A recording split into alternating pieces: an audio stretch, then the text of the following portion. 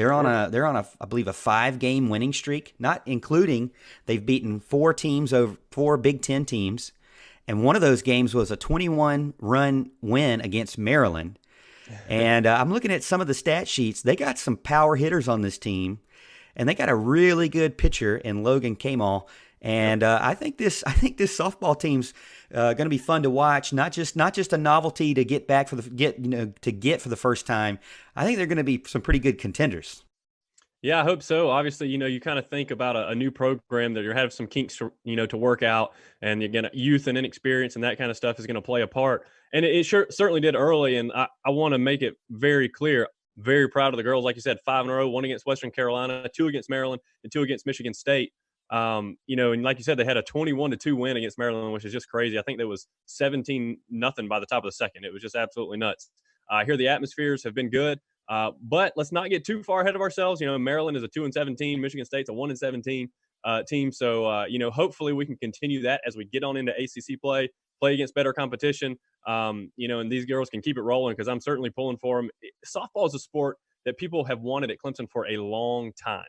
It's a sport that I thought we should have had a long time ago. I wasn't a huge softball fan or anything. I just knew we had programs around here that were pretty strong softball wise, and was kind of wondering why we didn't have a softball program, even though I understand they don't make big money. They probably don't make money at all, to be honest with you. But who knows? I mean, the stands are full right now. I mean, a lot of people are going, a lot of people are loving it, a lot of energy and excitement around that program right now. So hopefully it keeps going, and softball is able to kind of kick it into high gear when it comes to the rest of the season and when they face better competition. Yeah, I mean, it's fun to watch. I watched the I believe St. John's game earlier on when they won.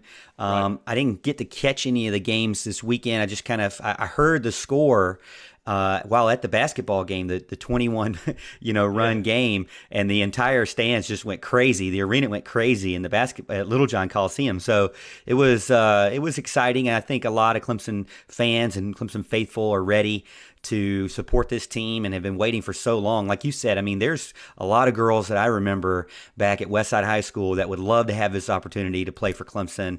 TL Hannah, the Anderson area, a lot of really good baseball players, especially Crescent area.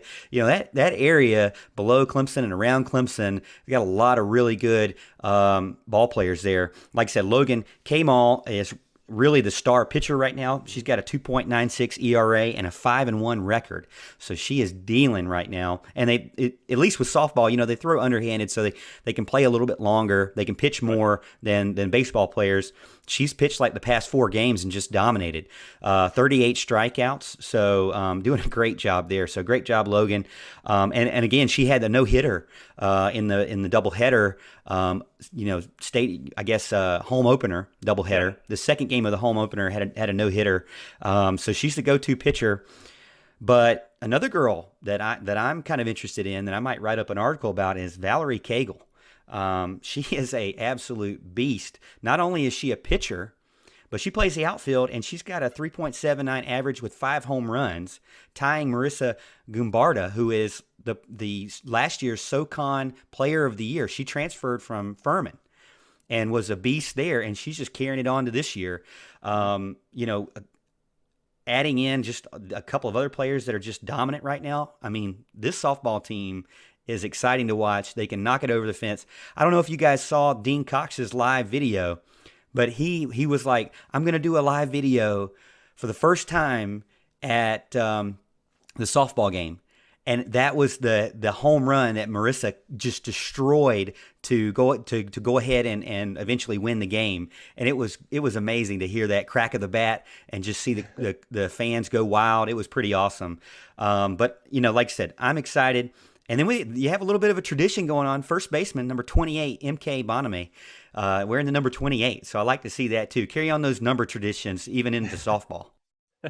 Yeah, Dean Cox is in. He says he loves some softball. And we also have a guy named Houston Burnett that comes in with us a lot. He says he was at the baseball game on Saturday, and the softball game was audibly louder, considering 21-2 is a slightly larger margin than 1-0. So obviously there's a lot of support going on with the softball team, and hopefully they can keep this momentum going and take it into conference play.